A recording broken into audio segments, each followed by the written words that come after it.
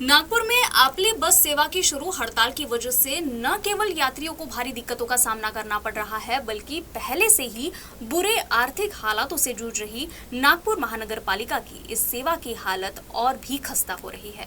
हड़ताल में फिलहाल 2 यूनियन शामिल है, लेकिन आयुक्त द्वारा आयोजित की गई बैठक में न बुलाए जाने से आहत तीसरी यूनियन ने भी 10 अक्टूबर से हड़ताल पर जाने की तैयारी दिखाई है।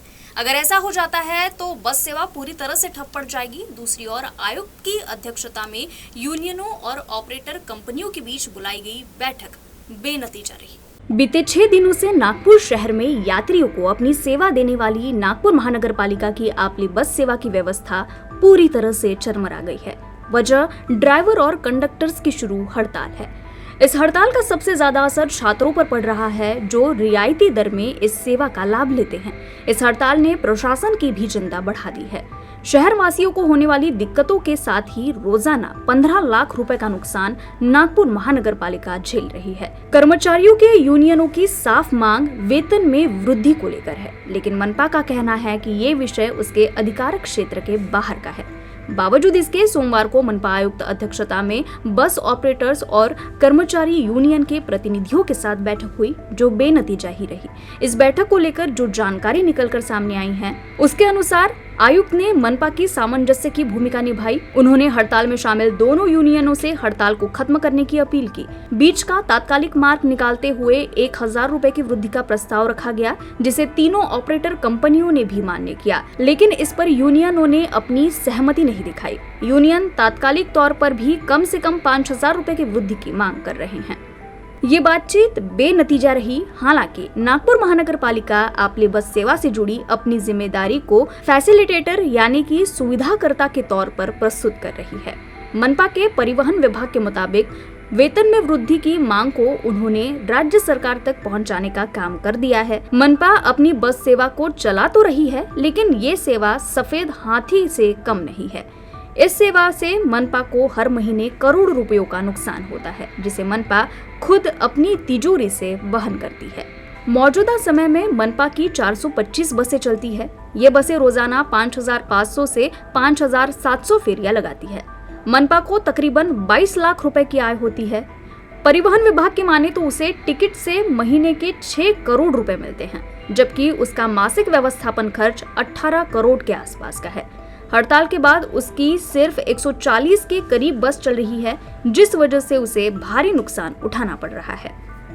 आपले बस सेवा के कंडक्टर और ड्राइवरों की यूनियन लाल बावटा अब तक हड़ताल में शामिल नहीं है, लेकिन उसके मुताबिक उसे भी हड़ताल में शामिल होने के लिए विवश किया जा रहा है। आगामी उत्सवों को देखते हुए उसने हड़ताल में शामिल होने का निर्णय नहीं लिया है, लेकिन 10 तारीख तक वो भी अपना निर्णय ले लेंगे। देखिए, मामला जो है वो ऑपरेटर ने कोर्ट में लेके गए और इंडस्ट्रियल कोर्ट ने एकदम स्पष्ट डायरेक्टिव दिए हैं कि 3 यूनियन जो यहाँ पर हैं वो तीनों को कहा है कि आप आपस में बैठिए।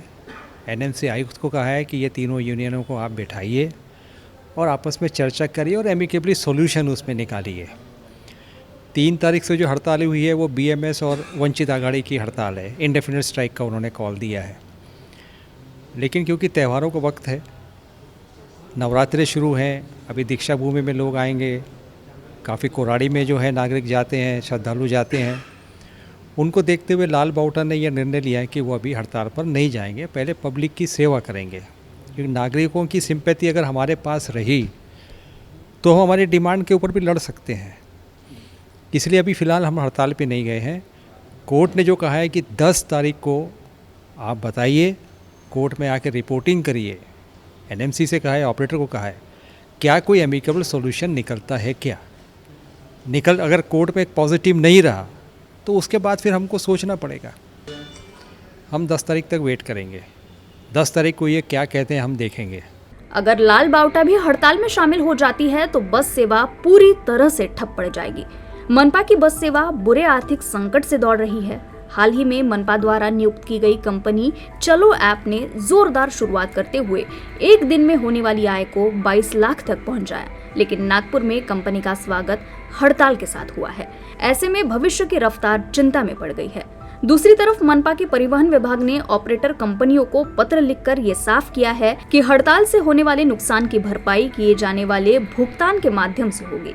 आपली बस सेवा में शुरू हड़ताल का मामला इंडस्ट्रियल कोर्ट में भी चल रहा है। कैमरामैन दिनेश सातपुते और अतुल गवई के साथ दिव्येश द्विवेदी, UCN न्यूज, नागपुर।